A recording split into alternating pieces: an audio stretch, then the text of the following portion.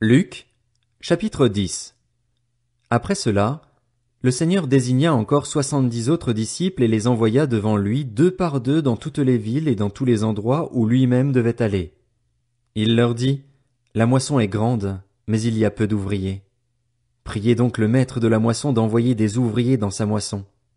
Allez-y, je vous envoie comme des agneaux au milieu des loups.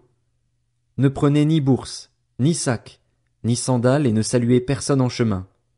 Dans toute maison où vous entrerez, dites d'abord, que la paix soit sur cette maison. Et s'il se trouve là un homme de paix, votre paix reposera sur lui. Sinon, elle reviendra sur vous. Restez dans cette maison, mangez et buvez ce qu'on vous donnera, car l'ouvrier mérite son salaire. N'allez pas de maison en maison. Dans toute ville où vous entrerez et où l'on vous accueillera, mangez ce que l'on vous offrira, guérissez les malades qui s'y trouveront et dites-leur, le royaume de Dieu s'est approché de vous.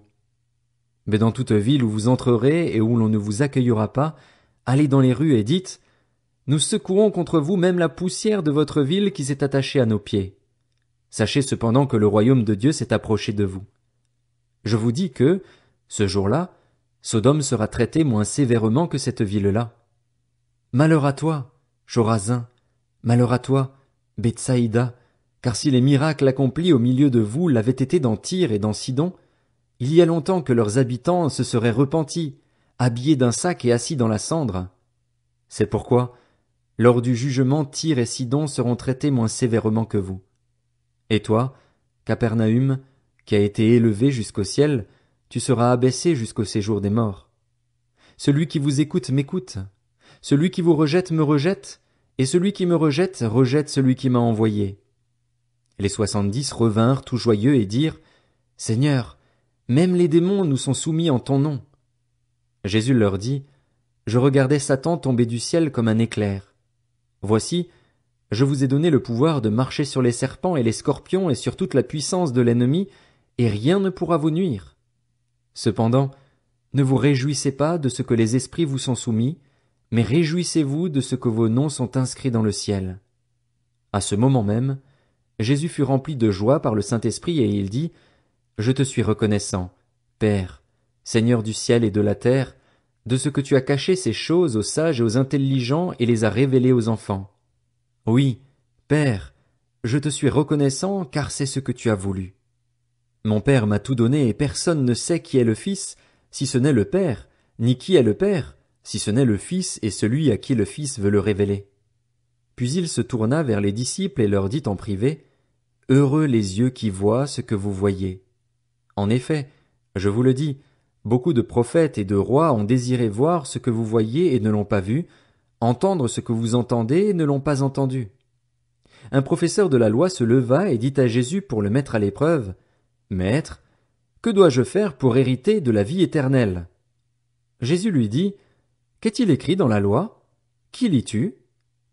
Il répondit, Tu aimeras le Seigneur, ton Dieu, de tout ton cœur, de toute ton âme, de toute ta force et de toute ta pensée, et ton prochain comme toi-même. Tu as bien répondu, lui dit Jésus. Fais cela et tu vivras. Mais lui, voulant se justifier, dit à Jésus, Et qui est mon prochain? Jésus reprit la parole et dit, Un homme descendait de Jérusalem à Jéricho. Il tomba entre les mains de brigands qui le dépouillèrent, le rouèrent de coups et s'en allèrent en le laissant à moitié mort. Un prêtre qui, par hasard, descendait par le même chemin vit cet homme et passa à distance.